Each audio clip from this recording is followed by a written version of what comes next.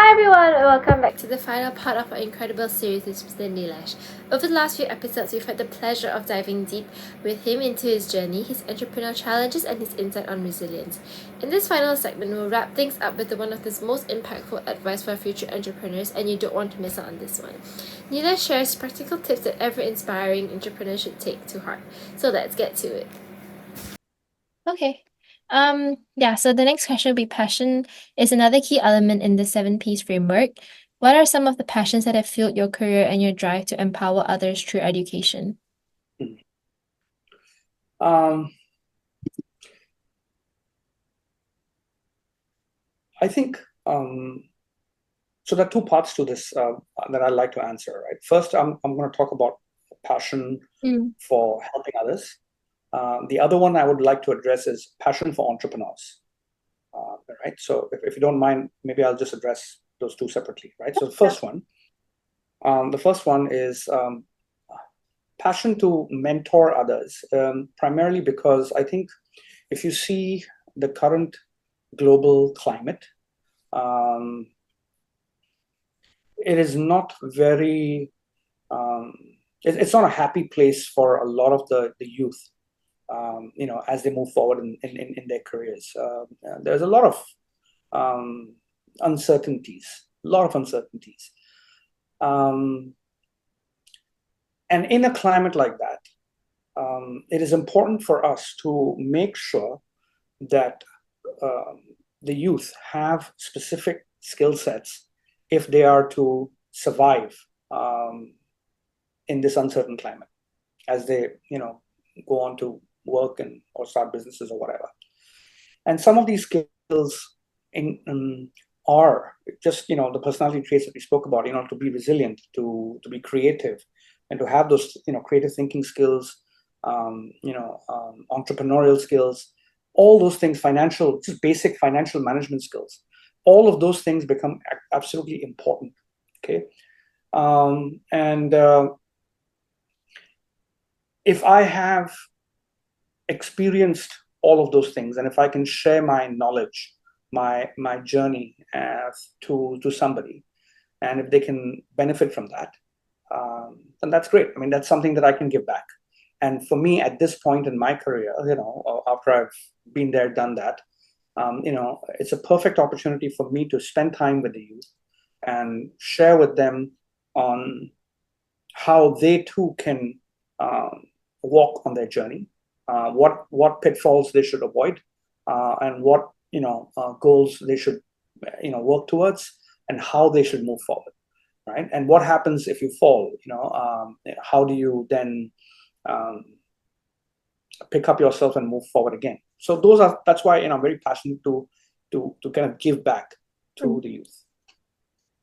The Oh, second part of the question, in terms of the passion for entrepreneurs. A lot of the times I hear that entrepreneurs, when you start out a business, you need to be very passionate about it. I'm sure you probably heard that too, mm. right? You got to be very passionate about it. But I disagree. I think passion is good to get you started, but it's not good. It's not enough to get you to be sustainable. Okay. What is more important than passion to me is hunger. How hungry are you for success? Because passion eventually will run dry. Passion is not going to put food on your table. Hunger will. If you're hungry, you will do anything to put food on your table, right? Mm. And I can bring it back to my own personal case. When I started my very first business, I wasn't passionate about business. I was Mm. passionate about music, but it was hunger. I had to put food on the table for my family. It was Mm. hunger. So I'm a firm believer that passion is good to get you started, maybe, but you need hunger to survive. You need hunger to grow. You need hunger to be successful. Yeah, actually that from a lot of people that I've talked to as well, they always say like to start a business and to find out what you want to do your business on, you really need to have a passion for something. But yeah, I think what you said as well for the hunger makes a lot of sense as well, because passion can only get you so far. After you've achieved it, you might be bored and yeah, it might just stop after a while. Yeah, okay, so moving on for the next question. As the founder of Acad Asia, you focused on providing free access to quality education. So how important do you believe social impact is for entrepreneurs, and how did it influence your business decisions? Social impact is very, very important. I mean, it's good to make money, of course. Yes, you want to make money as an entrepreneur, but at the end of the day, I think you need to ask yourself how much money is, do you really need to lead a happy life? And along the way, if you can, provide tangible benefits to people who might not be able to partake in the service or solution that you have to offer, generally speaking, um, why not? Well, it's always good to kind of help out people. So social impact for entrepreneurs in whatever business they're doing is very, very important. You always need to figure out how can your product, how can your service um, uh, create a measurable impact. Okay, a measurable impact, because and this is very important, because I find a lot of people, a lot of startups telling me, oh, we have this social impact program that we're running, and we do this. Great, but how are you measuring that impact? So in my case, in Acad Asia, when we were measuring impact, it's like, okay, so if we are going to be providing the platform to schools, how many teachers are going to be trained? Okay, how are they going to be trained? And how do we measure that they have been trained successfully? That they are now, they're better now than where they, were before they joined the platform, for example. How do you measure that? And then along the way, after the teachers have been trained, when they go on and then they teach their students, how many students are they impacting? Okay, how many students are they impacting? So measurable impact is very, very important. So it's not just about being a social impact, company, but how you're actually truly measuring it. If the kind of impact that you're trying to create it cannot be measured, then I'm not sure what exactly you're doing. Yeah.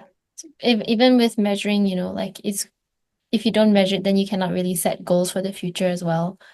Then you really Exactly. And the thing is this, right? I mean, and the thing is this: once you measure, then you also know whether your the impact that you're trying to create, is it really working, or is it not? Yeah. And then like you can see how to improve, or what to keep and things like that. Sure. Okay. Okay. And then the last question would be, it already said that it emphasizes resilience. Can you share a challenge that you faced in your entrepreneurial journey as an example, and how resilience played a role in overcoming it? There are so many stories I can share. choose your favorite story that you think is very Yeah, impactful. I'll just talk about one.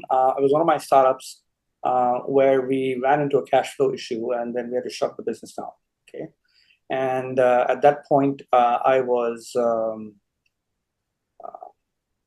in a situation where I had to pay for my son's school, and I had nothing left in my bank. So it was quite a tough situation. I had some family and friends who stepped up to kind of help me out for in a couple of months till I got a job, because and in fact that job was at Singapore Poly. So I finally managed to get a job at Singapore Poly, and for the first couple of years, I just put my head down and I, just basically worked to pay off the bills and the debts. And once I paid off everything, I then actually resigned because I wanted to go and launch my next startup. And then my then boss refused to accept my resignation, and she then asked me if I wanted to kind of help them rebuild their entrepreneurship side of things. And I took that on as a challenge, with the caveat that if I'm not good at it, I'll probably quit in another year. But then I lasted there for about 9.5 years. Oh wow. Yeah. Okay. Before I left to launch Acad Asia.